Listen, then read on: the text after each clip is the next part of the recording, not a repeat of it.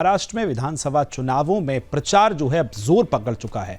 सभी राजनीतिक दल और राजनेता मतदाताओं को लुभाने के लिए हर कोई कोर कसर नहीं छोड़ रहा है। राजनीतिक गठबंधन की तैयारी हो चुकी है। महाराष्ट्र के इस चुनावी घमासान में 20 नवंबर को मतदाता अपने मताधिकार का प्रयोग करेगा। इसके बाद 23 नवंबर को चुनाव के परिणाम घोषित होंगे। इसी बीच केंद्रीय गृह मंत्री अमित शाह ने आज महाराष्ट्र में बीजेपी का घोषणा पत्र और मैनिफेस्टो जारी कर दिया। बीजेपी ने अपने मैनिफेस्टो को संकल्प पत्र के नाम से जारी किया है, जिस तरह से वो करते हैं। इस दौरान अमित शाह के साथ डिप्टी सीएम देवेंद्र फडणवीस, राज्य बीजेपी के प्रमुख चंद्रशेखर बावनकुले, मुंबई बीजेपी प्रमुख आशीष शेलार और केंद्रीय मंत्री पीयूष गोयल भी और पार्टी के अन्य नेता भी मौजूद रहे हैं। क्या कुछ इसमें खास है, क्या इसका पक्ष विपक्ष है, सब आपको बताएंगे। पक्ष सहयोगी ज्योति से जानिए।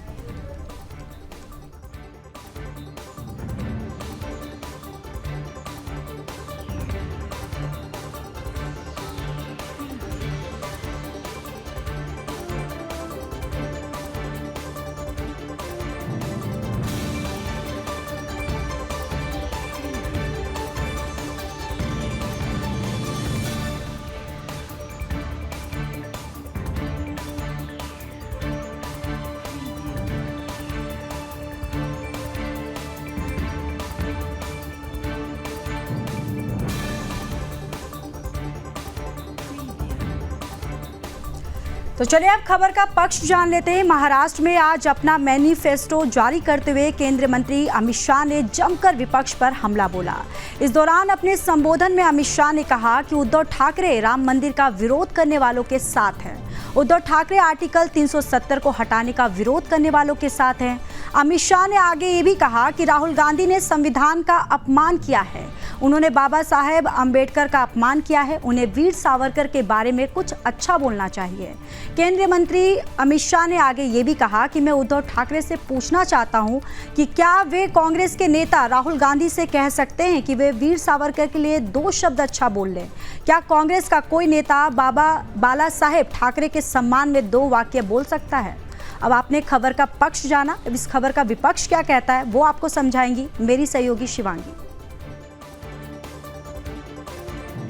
मैं आज इस मंच से उद्धव ठाकरे जी को पूछना चाहता हूं, क्या वो कांग्रेस के नेता राहुल गांधी को इतनी विनती कर सकते हैं कि वीर सावरकर के लिए 2 अच्छे शब्द बोल दे?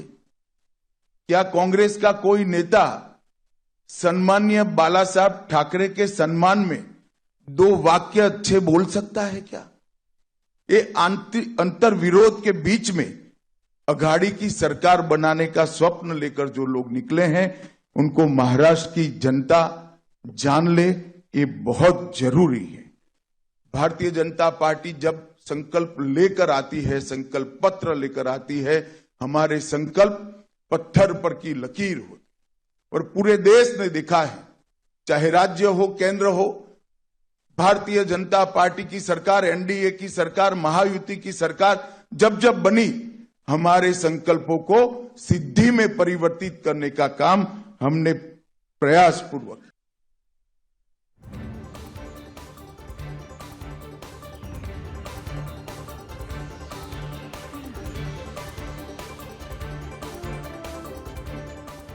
तो चलिए अब इस खबर का विपक्ष जान लेते हैं। महाराष्ट्र के इस चुनावी घमासान में एक और आज जहां विरोधियों पर हमला बोलते हुए केंद्रीय गृह मंत्री अमित शाह ने बीजेपी का घोषणा पत्र जारी किया, वहीं दूसरी ओर महाराष्ट्र विधानसभा चुनावों के लिए कांग्रेस ने भी अपना घोषणा पत्र जारी कर दिया है।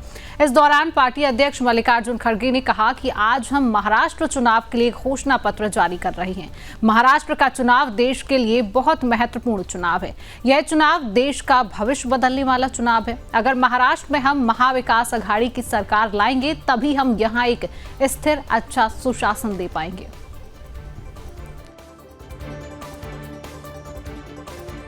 महाराष्ट्र चुनाव घोषणा पत्र आपके सामने रख रहे हैं। इससे पहले हमारे गारंटीज उद्धव ठाकरे जी, शरद पवार जी, राहुल गांधी जी और मैं, इस 4 नेता मिलके एक एक मुद्दे पे वहां पर आपको सारी चीजें बताई थी, लेकिन आज हमारा जो घोषणा पत्र डिटेल में है वो आपको बाद में मिलेगा।